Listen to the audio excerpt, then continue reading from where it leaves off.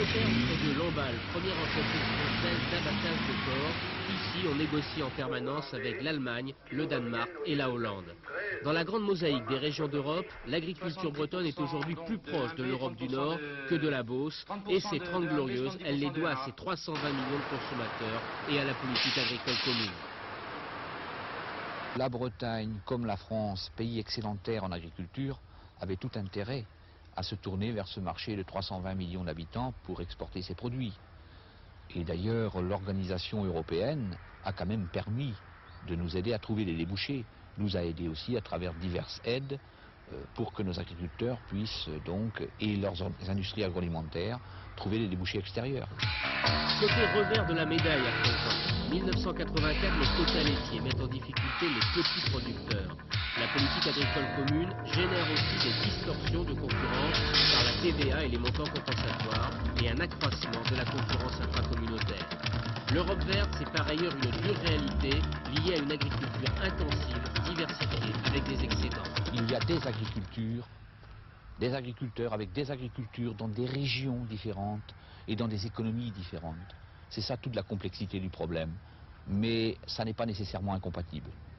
Il y aura toujours des excédents aussi?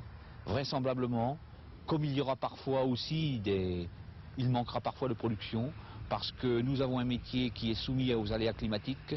Nous sommes à la merci, bien sûr, d'excédents et de stocks.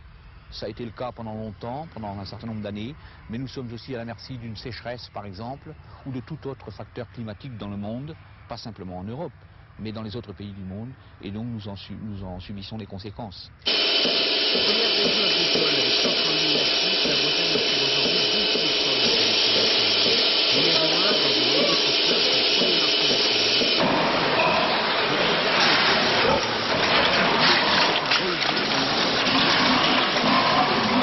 Alors que la guerre des normes est à son plein dans les couleurs de Bruxelles et en améliorant ses techniques et la qualité de ses produits. Enfin, l'agriculteur breton aura plus que jamais besoin de l'Europe dans le cadre d'un marché mondial. Il y a globalement beaucoup plus d'avantages parce que nous sommes exportateurs en agriculture, parce que nous sommes excédentaires et que c'est le marché et que c'est l'avenir.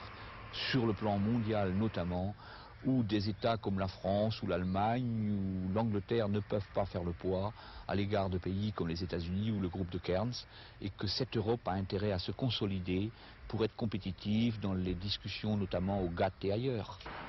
Et face à la Commission européenne qui assure l'exécutif sur la base de soucis budgétaires, agriculteurs bretons et européens revendiquent un contre-pouvoir qui prendrait mieux en compte leur réalité, le Parlement européen, aujourd'hui jugé par eux trop frileux.